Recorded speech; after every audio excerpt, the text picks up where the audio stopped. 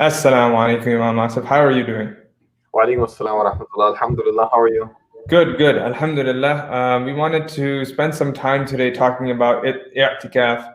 I'tikaf is special to WIC specifically. In the past years ago, we have a lot of people who pitch tents in the masjid, and it's been a big part of our Worcester community. And so maybe we can start with talking about two things, which is what does the Prophet ﷺ's i'tikaf look like?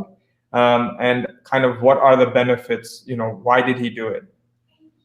So, I'tikaf is basically you are putting yourself in isolation, disconnecting yourself with all other things and the hassle of this world, and trying to get connected to Allah subhanahu wa ta'ala. And in the Ramadan, obviously, the last 10 nights, the I'tikaf is to basically seek, obviously, the prime goal is to seek and get Laylatul Qadr. So one of the purpose of this isolation, so that you can get Laylatul Qadr. Obviously, when it comes to the hukum of it, it is sunnah according to vast majority of a scholar. Hanafi say it's actually sunnah kifaya. It means someone from the community have to do it.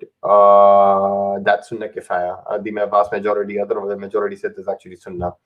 So yeah, it is done. When we are talking about etikaf, we are talking about etikaf in the last 10 nights. But remember, we can do etikaf at any time of our life. That will be random regular etikaf. But that last time, just 10 days of etikaf to get Laylatul Qadr, that's what we are basically, I'm assuming, talking about. So, Imam Asif, thank you for that answer. And that kind of leads us into another topic, which is, the specific details around i'tikaf, which is, if I'm there, can I leave to go home? Can I leave to get food? What does those details look like when it comes to i'tikaf?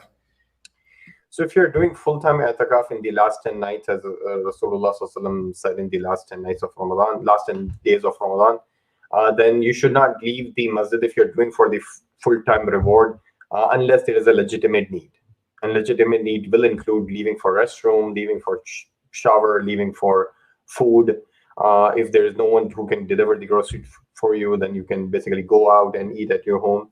But apart from these legitimate need, you should not leave the facility of the masjid. Obviously, if you cannot do full time, then try to do it part time. Try to spend nights at the masjid, pray tarawih, tahajjud, and then leave. So whatever you can do easily, because as I said, it's not obligatory to do i'tikaf, but at the same time, there's a huge reward because the intention is to get Laylatul Qadr. Yeah.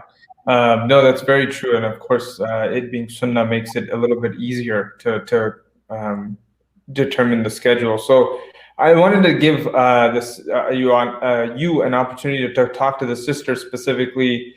In the last 10 nights, sometimes, most sisters feel like they're at home and they might be missing out. So if you could maybe give some advice on how they should feel spiritually, but also can you find Laylatul Qadr at home, and that sort of thing. Yeah. So first of all, sisters can do i'tikaf at home according to Hanafis. Majority says no, but Hanafi says yes, they can. Actually, for Hanafi, it's better for sisters to do it at the home. For the majority, they say no. I'tikaf can be only done like the i'tikaf of men in the masjid.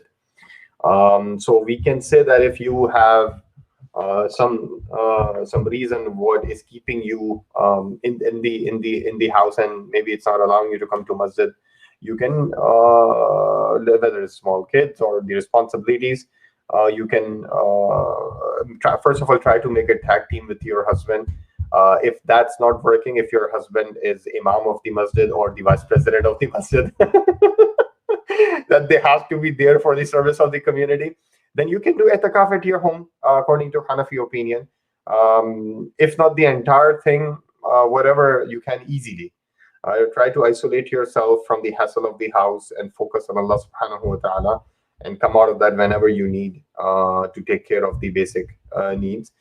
You will get the same reward, inshallah. And as I said, remember this, whether it's a man having difficult work hours or taking care of the family, or a woman doing the same thing. If you're not going to the masjid, it does not mean that your ibadat won't be accepted. I already told you this in previous videos, that Rasulullah Sallallahu Alaihi Wasallam, the month of Ramadan, every other month of Ramadan, Rasulullah would be in the Battle of Badr, Battle of Trench, Battle of Tabuk, Fath Makkah. So he would have this not a very stable Ramadan every year. So try to understand this, that wherever you are, try to connect to Allah subhanahu wa ta'ala, and Allah subhanahu wa ta'ala is going to respond to you. SubhanAllah, yeah, the point about his different responsibilities he had during Ramadan, I've never connected that, and so that's beautiful. Inshallah, we'll be able to benefit from these last few days that we're experiencing with Ramadan. Assalamu alaikum. Thank you for taking your time, Imam Asif, to spend some time with us today. Wa alaikum assalam wa rahmatullah.